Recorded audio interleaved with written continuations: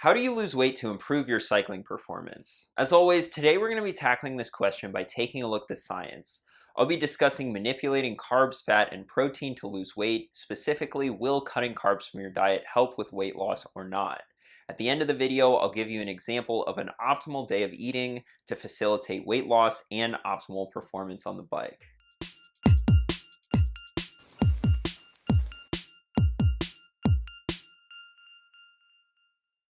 Welcome back to another video. My name's Dylan and I'm a cycling coach at CTS. I've done a video on weight loss before, but it's such an important topic for cyclists that it really deserves a refresher. For the majority of riders, losing weight can be one of the most effective ways to improve your cycling performance, especially when climbing. If you're not familiar with power to weight ratio, basically it's a way of measuring how strong a climber you are, and it's expressed in watts per kilogram. To display just how powerful losing excess body weight can be, let's take a look at an example. Let's say we have a 70 kilogram rider who can do 300 watts for 20 minutes, so that's 4.28 watts per kilogram. Now let's say we have a 65 kilogram rider riding right next to the first rider. The lighter rider would only have to produce 279 watts to keep up on a climb. Those who ride with a power meter know that an extra 21 watts on your 20-minute power could take months of training to achieve. Now, losing 5 kilograms of body weight is no easy task either, especially if you're already relatively lean, and oftentimes losing weight comes with a loss of power, but it's usually not enough to negatively affect power to weight ratio. In fact, most of the time, not too surprisingly, losing weight will increase your power to weight ratio unless you're starting to get really lean. If you're even a recreational cyclist, you probably already understand this. Less body weight means that you can go faster uphill, but let's go ahead and get into the meat of this video because as many of us have come to learn, losing weight is a lot easier said than done. So what is the best way to go about doing it? Dude, what are you, like 17 or something? I'm pretty sure you could eat nothing but Wendy's Triple Baconators and still look like that. I mean, that's pretty much what I eat and, well, look at me. Right, I get it. As a strapping young man, my metabolism is traveling at the speed of light and I should just wait until I turn 40 and then see what happens. Everything that I'm about to say in this video is based off what the science has to say and not personal anecdotes. But if you're a regular viewer of this channel, you already knew that. Let's start things off by addressing why diets don't work. Most diets work in the short term by somehow getting you to restrict calories, which is necessary for weight loss. The problem is that counting calories and reducing how much you're eating without addressing what you're eating will lead to hunger, and living in a state of constant hunger is simply unsustainable. A select few will be able to lose weight this way, but they're the outliers and they have to constantly monitor portion size. And this is why the vast majority of people who go on diets fail and regain the weight back. Hunger is something that we need to overcome if we want to lose weight, but how exactly do we go about doing that?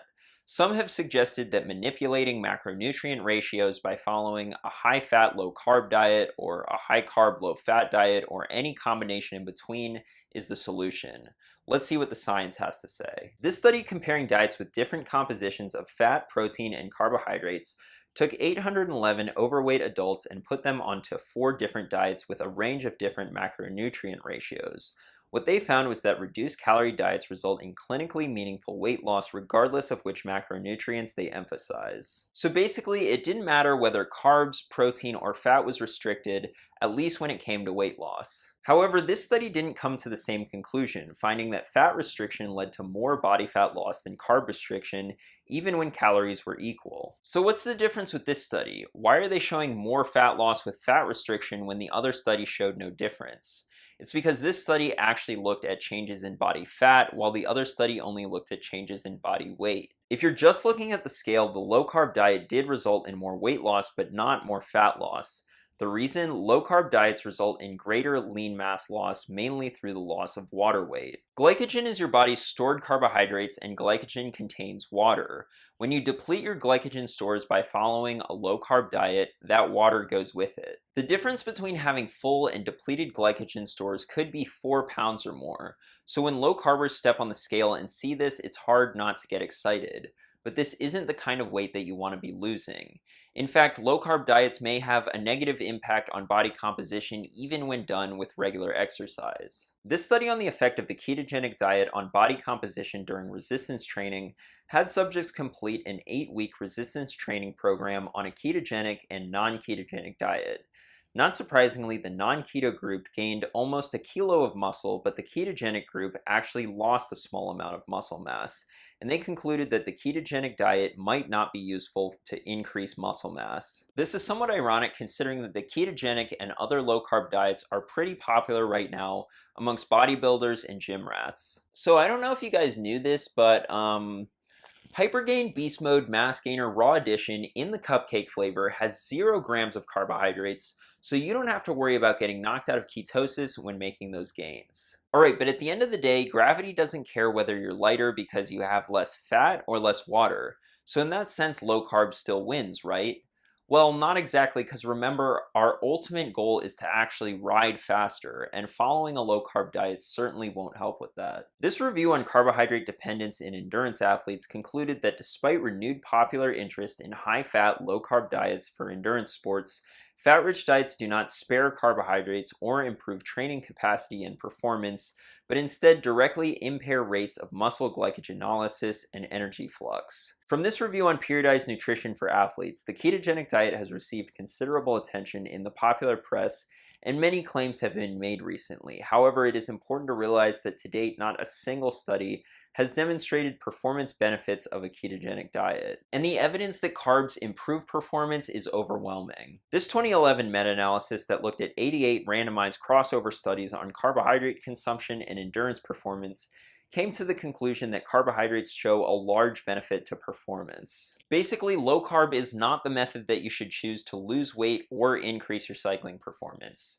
Some have suggested adopting a low-carb diet in the off-season and then reintroducing carbs once the season starts, but remember that most of the weight that you lose on a low-carb diet is water weight, and once you reintroduce carbs again, you'll gain that water back. So right now you may be thinking, well, if low-carb isn't the answer, then surely low-fat is. I can eat all the white bread and Coca-Cola I want as long as I keep the amount of fat I'm eating to a minimum. No. That's not what I'm advocating for here either. And in fact, at least when it comes to weight loss, it may be beneficial to forget about macronutrients entirely and even forget about calorie counting. Yes, that's right, no calorie counting. If you're counting calories, that means that you're gonna be hungry, and as we've already established, that isn't sustainable. Instead, focus on what you're eating, and in particular, make sure that it's low in calorie density, meaning that for a given weight of food, it has relatively few calories. A study on energy density of foods' effects on energy intake took 18 subjects and provided them with meals for 2 days during 3 separate testing sessions.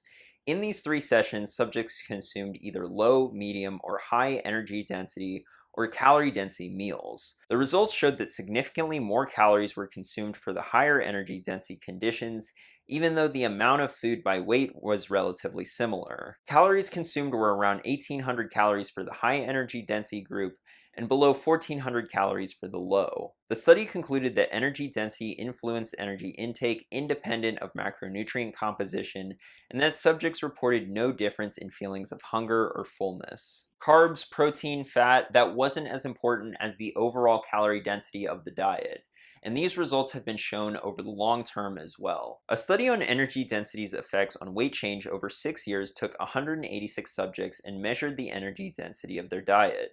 6 years later, they found that energy density of the diet did not change for the individuals, and that a higher energy density was associated with weight gain and a higher BMI.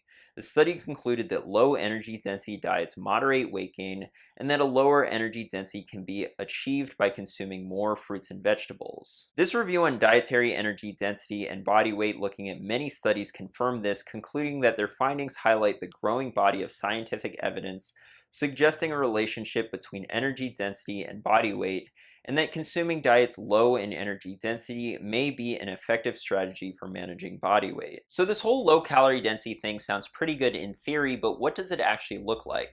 What will you actually be eating? As we can see from this calorie density chart, foods with the lowest calorie density are vegetables, averaging just 0.3 calories per gram, and then fruits averaging just 0.7 calories per gram. These are the foods that should take up the bulk of your diet, unprocessed in their whole form. That unprocessed bit is critically important. As you can see, for example, there's a huge jump in calorie density when going from unprocessed carbs to processed carbs, and unprocessed plant-based protein sources like beans, chickpeas, and lentils are generally lower in calorie density than more traditional animal-based sources. In fact, the more you center your diet around whole plant foods, generally the lower it is in calorie density and the easier it becomes to lose weight without restricting food. In this study on a whole food plant-based diet for the treatment of obesity, heart disease, and diabetes, they took obese and overweight subjects and put them on a whole food plant-based diet. They concluded that to the best of our knowledge, this research has achieved greater weight loss at 6 and 12 months than any other trial that does not limit energy intake or mandate regular exercise, and these results have been confirmed in the literature. This is the reason why those following fully plant-based diets on average have the lowest BMI, even over vegetarians and pescatarians. This does not mean that a plant-based diet is the cure-all. A vegan could eat nothing but french fries and Oreos and be way worse off than somebody who eats a lot of plants but also has some meat in their diet. What we can learn from these studies is that the more whole plant foods we eat, especially fruits and vegetables, and the fewer processed foods we eat, the easier it is to lose weight. Let me take you into a day of eating for me so I can show you what this looks like. For breakfast, I usually have 2 bowls of oatmeal with a scoop of peanut butter or other nut butter, strawberries, blueberries, blackberries, and a banana. Notice how I didn't put amounts in here. That's because generally I don't measure. I eat enough to be satisfied, and a proper diet allows you to do that without gaining weight. For high intensity or long ride days, I'll make sure that I'm well fed with carbohydrates by either adding more oatmeal or an extra banana or 2 in the morning. Lunch may be beans and rice cooked with a ton of vegetables like broccoli, carrots, tomatoes, corn, spinach, kale, etc. And again, the portion size is just enough to leave you satisfied. Depending on my ride schedule, I'll snack on fruit throughout the day. And then for dinner, I may have black bean burgers with quinoa, potatoes, and a big salad of lettuce, onions, tomatoes, peppers, avocado, etc. Ugh. Dude, your diet looks like something that a barefoot drum circle guy with an ironic mustache and a man bun would eat. When you look at your meal, make sure that vegetables are taking up the majority of your plate. The exception to this would be right before a race or a very hard workout, because digestion may become an issue with such a fibrous meal in your stomach. The go-to on these days should be more simple, easy to digest carbohydrates, and if you want to see what your pre, during, and post-workout meals should look like, I made a whole video about it that I linked down in the description. The takeaway from this video is that other than fueling yourself properly with carbohydrates around your workouts, stop fixating on macronutrient ratios and calorie counting, and instead make sure that what you're eating is high quality in its whole form and mostly comes from plants, in particular fruits and vegetables. Thanks for watching, and if you found this information helpful, be sure to subscribe, like, and share it with your cycling friends. I'll see you in the next one.